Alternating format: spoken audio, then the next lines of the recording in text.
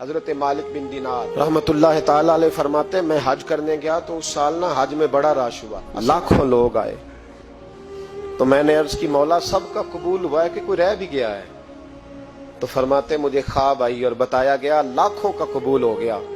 بڑا بے نیاز ہے اللہ، بڑا بے نیاز ہے، بڑا کریم ہے، چاہے تو گھر بیٹھے بیٹھے کہے ماں باپ کا چہرہ دیکھ میں تجھے حج کا ثواب دیکھ، ماں باپ کا چہرہ کا سب کا قبول ہوا، ایک ہے محمد بن ہارون بلخی اس کا نہیں قبول ہوا۔ فرماتے ہیں میں سویرے اٹھا تو میں ڈھونڈنے لگا کہ بلخ کے لوگ، خراسان کے لوگ کہاں ٹھہرے ہوئے ہیں، وہاں علیحدہ علیحدہ ہوتے ہیں نا، یہ پاکستانیوں کی بلڈنگیں، یہ انڈین ہیں، یہ فلان ملک کے، تو کہتے ہیں میں ڈھونڈتے ڈھونڈتے پہنچا تو میں نے بلخ کے لوگوں کو پا لیا۔ میں نے پوچھا تم میں محمد بن ہارون بلخی کون ہے؟ تو لوگ کہنے لگے وہ تو بڑا نیک آدمی ہے، بڑا پرہیزگار ہے۔ کہتے ہیں میں نے کہا مجھے خواب آئی ہے، حج قبول نہیں ہوا، یہ تعریفیں کر رہے ہیں۔ میں نے کہا کس طرح کا نیک؟ تو لوگ کہنے لگے جی 24واں تو وہ حج کرنے آیا ہے، ساری رات نفل پڑھتا ہے، سارا دن روزہ رکھتا ہے، بہت مالدار تھا پر ہر چیز اللہ کی راہ میں خیرات کر دی۔ فرماتے میں نے کہا وہ کہاں ہے؟ کہنے لگے پہاڑ کے پیچھے خیمہ اس نے لگایا ہے، وہاں اللہ اللہ کر رہا ہے۔ حضرت مالک بن دینار علیہ رحمہ فرماتے میں وہاں پہنچا، مصلی پہ بیٹھا تھا، سلام پھیری، میں نے السلام علیکم کے بعد کہا آپ محمد بن ہارون بلخی ہیں؟ کہنے لگا ہاں۔ آپ مالک بن دینار ہیں؟ میں نے کہا کہ اس نے تو میرا نام بھی جان لیا بغیر بتائے۔ فرماتے ہیں میں نے کہا کہ ہاں میں مالک بن دینار ہوں۔ کہنے لگے کیسے آئے ہو؟ میں نے کہا بس ملنے آیا تھا۔ کہنے لگے نہیں جس کام آئے ہو وہ بتاؤ۔ میں نے کہا میں ملنے آیا ہوں، تو کہتے ہیں وہ رو پڑے، کہنے لگے نہیں آپ کو خواب آئی ہوگی کہ میرا حج قبول نہیں ہوا۔ کہتے ہیں میرے رونگٹے کھڑے ہو گئے کہ اسے اتنا بھی پتا ہے کہ میرا حج قبول نہیں ہوا۔ میں نے اس کو کہا کہ تجھے کیسے پتا کہ مجھے خواب آئی ہے؟ کہنے لگا مالک بن دینار مجھے 24 سال ہو گئے، میں اس بے نیاز کے گھر کا طواف کرتا ہوں، میں حجر اسود کے بوسے لیتا ہوں، میں مقام ابراہیم پہ نفل پڑھتا ہوں، میں صفا مروہ کی سعی کرتا ہوں، پر 24 سال بیت گئے۔ جب میں طواف وداع کرنے کے قریب آتا ہوں تو کوئی نہ کوئی اللہ کا ولی آ کے کہتا ہے دوڑ جا تیرا کوئی نہیں قبول ہوا۔ 24 سال۔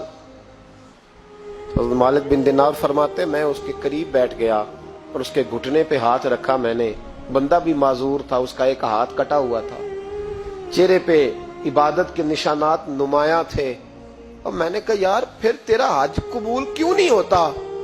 تو کہنے لگا مت پوچھ تو مجھ سے نفرت کرے گا۔ میں نے کہا نہیں تو بتا۔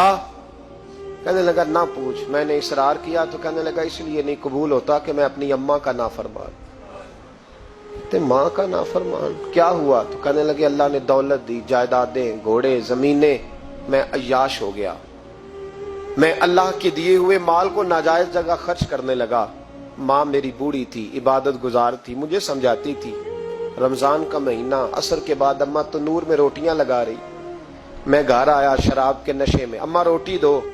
ماں کہنے لگی شرم کر، روزہ رکھا نہیں تو جنہوں نے رکھا ہے ان کا تو خیال کر۔ کہتے ہیں یہ لفظ میں نے سنے تو ماں کو ایک تھپڑ دے مارا، اماں جلتے ہوئے تندور میں گر گئی، لوگوں نے مجھے کمرے میں بند کر دیا۔ کہتے ہیں ساری رات میں شور سنتا رہا پر نشے میں پڑا رہا۔ اگلے دن ظہر کے بعد آنکھ تب کھلی جب میری بیوی الماریوں سے کپڑے نکال رہی تھی۔ میں نے کہا کہاں جا رہی ہو؟ کہنے لگی میکے جا رہی ہوں، میں ماں کے قاتل کے ساتھ وقت نہیں گزار سکتی۔ میں نے کہا ماں قتل ہو گئی؟ کہا ہاں، رات 9 مہینے تجھے پیٹ میں رکھنے والی اور چھاتی کا دودھ تیرے گلے میں اتار کے پالنے والی تیرے ہاتھوں قتل ہو گئی۔ کہا کدھر ہے میری ماں کی میت؟ کہا دفن کر دیا۔ بتایا کیوں نہیں؟ کہتے مرتے وقت کہہ گئی تھی اسے میرا منہ نہ دکھانا، میرے جنازے کے قریب نہ آئے۔ کہنے لگا میں اسی وقت اٹھا جس ہاتھ سے ماں کو مارا تھا، کلاڑا لے کے ہاتھ کاٹ دیا، جائیدادیں، گھوڑے، مکانات خیرات کر دیے۔ ساری رات نفل پڑھتا ہوں، سارے دن کے روزے رکھتا ہوں، ہر سال حج کرتا ہوں، عرش کا مالک معاف نہیں کرتا۔ حضرت مالک بن دینار کہتے ہیں میں نے بھی ایک تھپڑ مارا، میں نے کہا تو اسی قابل ہے تجھے معاف نہ کیا جائے، کبھی تجھے معافی نہیں ملے گی۔ کہتے ہیں میں ہو کے آیا، وہ روتا رہا، تڑپتا رہا، میں سویا گھر آ کے تو مجھے مصطفیٰ کریم علیہ السلام کا دیدار نصیب ہو گیا۔ نبی پاک صلی اللہ تعالی علیہ وسلم نے فرمایا مالک تو اسے کیوں مایوس کر آیا ہے اللہ کی رحمت سے، کیوں کہہ آیا ہے اسے؟ میں نے کہا حضور اتنا بڑا قاتل ماں کا کیسے معافی ملے گی؟ تو محبوب فرمانے لگے اس کی ماں کی وجہ سے ہی اسے معافی ملے گی، ماں کی وجہ سے۔ حضور کس طرح؟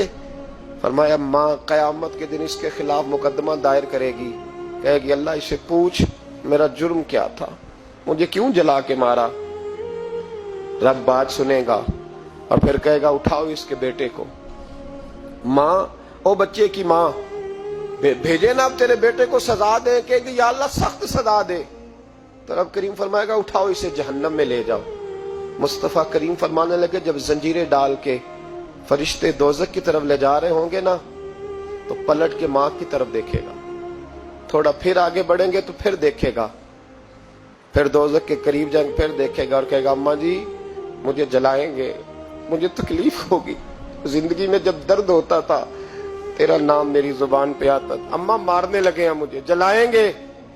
میرے مصطفیٰ کریم فرمانے لگے وہ ماں اسے جلا کے مار دیا، وہ میدان محشر بول پڑے گی، کہے گی اللہ اے اللہ اے اللہ۔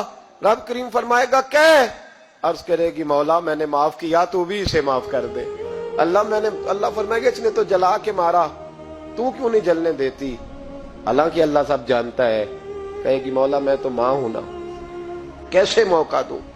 تو میرے محبوب فرمانے لگے مالک اللہ اسے اس کی ماں کی وجہ سے